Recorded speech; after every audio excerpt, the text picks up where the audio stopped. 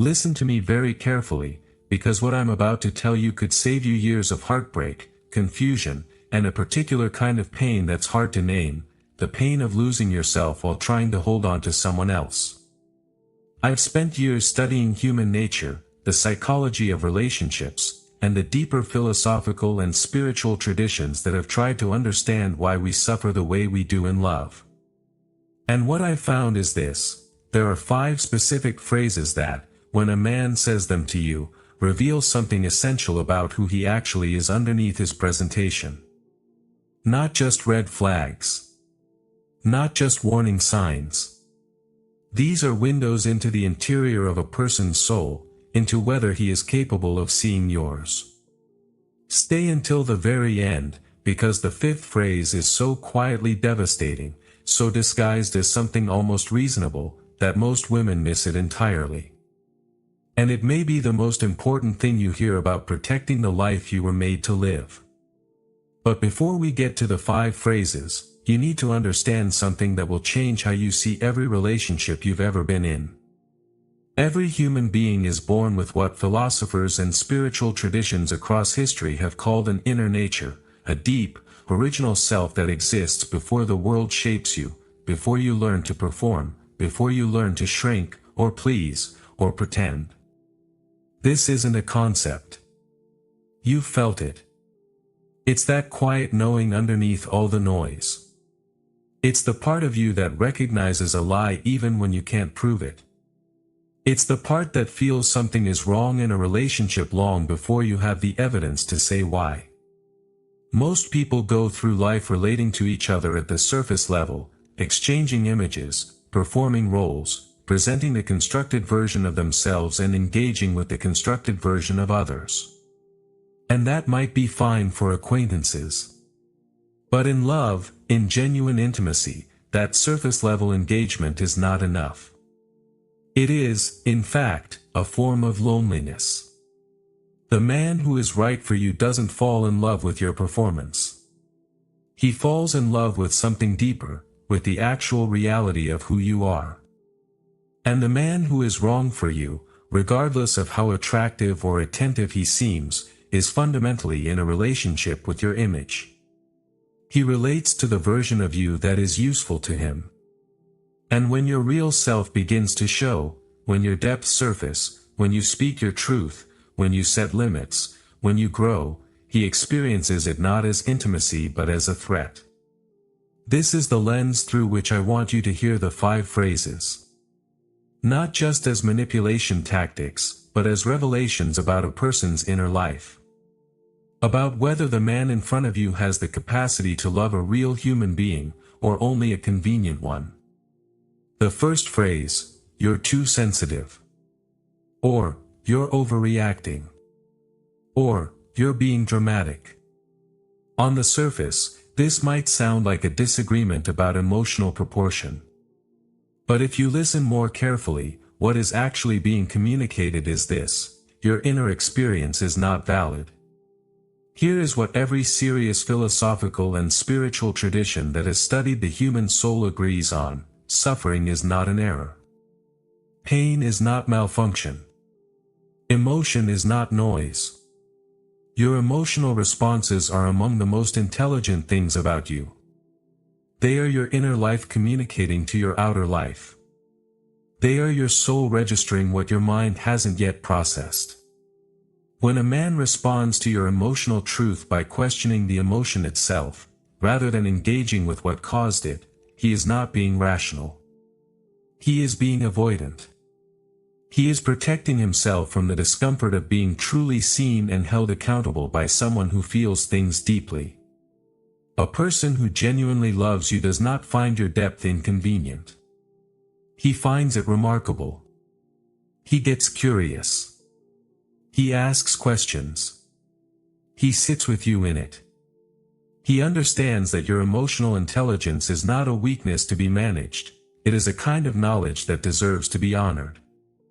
But more than that, when someone consistently tells you that your inner experience is wrong or excessive, something slow and terrible begins to happen.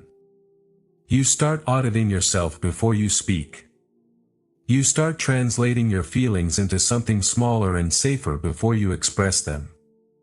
You start asking yourself, am I too much, before every vulnerable moment? And over time, that question becomes a habit, and that habit becomes a prison. You are not put here to disappear from yourself in order to make someone else comfortable. The version of you that second-guesses every feeling, that monitors every emotional response, that shrinks before she even speaks, that is not health. That is a person who has been slowly taught to abandon her own inner life. Don't walk away from someone like that. Run. The second phrase, I'm just being honest, said immediately after something cruel. There is a version of honesty that is deeply beautiful. It takes courage. It requires that you care enough about someone to tell them a hard truth, gently, carefully, with full awareness that your words will land in a real person who has a real inner life. That kind of honesty is an act of love. And then there is the other kind. The kind that uses honesty as a cover for cruelty. The kind that says the hurtful thing first, and then produces honesty as a justification afterward, as if the act of naming the truth makes it impossible to question the manner of its delivery. These are not the same thing. A person who loves you understands that how you say something matters as much as what you say. Because words are not neutral. They don't just carry information, they carry intention. They carry the speaker's relationship to you. And when someone delivers cruelty and then tells you to be grateful for their honesty, they are doing something specific. They are asking you to confuse being hurt with being helped. Watch what happens over time in a relationship where this is the pattern. He makes a cutting remark about something you care about, your appearance, your dreams, your friendships, your ambitions. When it lands wrong and you say so, he tells you you're the problem. That you're too fragile to handle the truth. That people who really care about you will tell you what they see, even if it stings. And slowly, through repetition, you begin to believe that love feels like being wounded. But real love, love that emerges from a person's deepest and best self, wants to build something in you. It does not enjoy your diminishment. It does not use your vulnerability as a target. The voice that calls you toward your best and most truthful self does not do it by tearing you down. It does it through a kind of care that challenges you without destroying you. When someone hides behind honesty to justify how they treat you, they are not showing you their integrity. They are showing you their indifference. The third phrase, you're being controlling, said when you've expressed a boundary, a need, or a concern. This one requires you to understand something clearly, because there is a great deal of confusion in the culture right now about what a boundary actually is. A boundary is not a demand. It is not a punishment. It is not an attempt to control another person's behavior. A boundary is simply you naming what you need in order to feel safe, respected, and present in a relationship.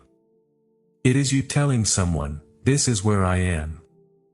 This is what I need. Can you meet me here? That is not control. That is communication. That is, in fact, the opposite of manipulation, because it is transparent. It is honest. It requires vulnerability to articulate. When a man responds to your honest expression of a need by calling it controlling, he is doing something very specific. He is trying to make your self-advocacy seem like a character flaw. He is attempting to reshape your internal narrative so that you begin to feel guilty for needing things at all. And if he succeeds, you become someone who prides herself on not needing anything, on being easy, chill, low maintenance. You begin to see your own needs as inconveniences. You begin to mistake your self-abandonment for maturity. This is one of the saddest things I see happen to women. They enter a relationship as full human beings with real needs and clear values, and they exit it, sometimes years later, unable to articulate what they want, unsure whether they're even allowed to want things, confused about whether their discomfort is legitimate or just their controlling tendencies surfacing again. Here is the truth at the center of this: any relationship worth having requires two people who take each other's inner reality seriously, who treat each other's needs not as obstacles to freedom but as invitations to deepen a connection. A man who experiences your needs as a threat to his autonomy is telling you something crucial about his understanding of love. He wants presence without responsibility. He wants intimacy without accountability. The person who genuinely loves you wants to know your boundaries. Not because he's required to respect them, but because he understands that when you feel safe, when you feel honored, when you feel seen, you give more of yourself. The relationship becomes more, not less. He is not diminished by your needs. He is oriented by them. The fourth phrase, "I'm not ready for a relationship right now," said while acting, in every practical and emotional sense, as though you already are in one. He texts you every morning. He wants you around every weekend. He has introduced you to his friends, maybe even his family. He shares the intimate architecture of his inner life with you. He needs you when things fall apart. He is, by every observable measure, in a relationship with you. And yet, he holds on to those words. "I'm not ready. I don't want anything serious. I just don't know where I am right now." A disclaimer kept in his back pocket. Available whenever you begin to name the reality of what is happening between you. I want you to understand exactly what this dynamic is, because I think it is one of the most misunderstood forms of relational harm. This is not a man who is confused. Confusion doesn't look like that. Confusion doesn't pursue you consistently, create deep emotional intimacy with you, and then step back precisely when accountability is required. That is not confusion. That is a deliberate management of your expectations, keeping them just low enough that he retains freedom while keeping you just close enough that he retains access. He has placed you in an impossible position. If you accept the terms and stay, you have silently agreed to be optional.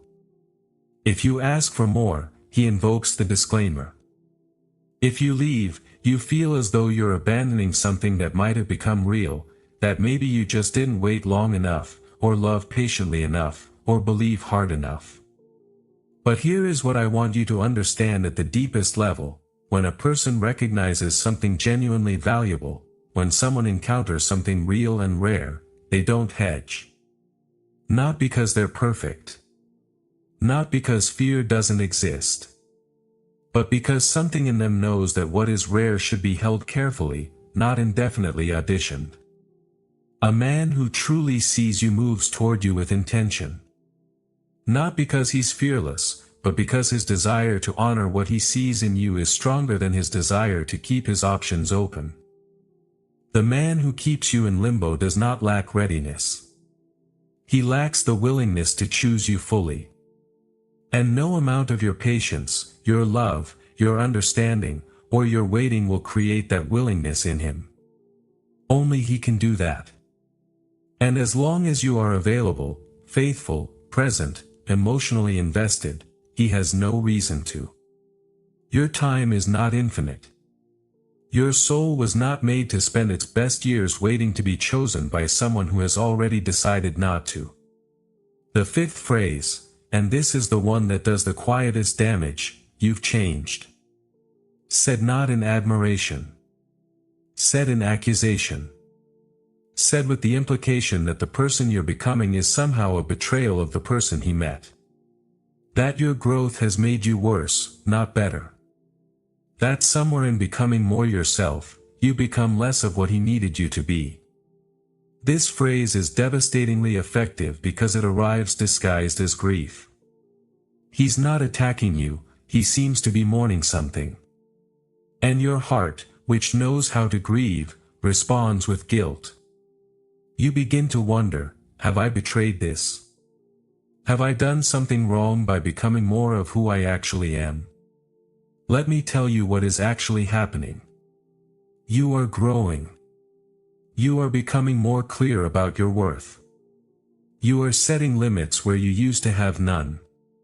You are pursuing something, a purpose, a vision, a healing, a truth, with more commitment than before.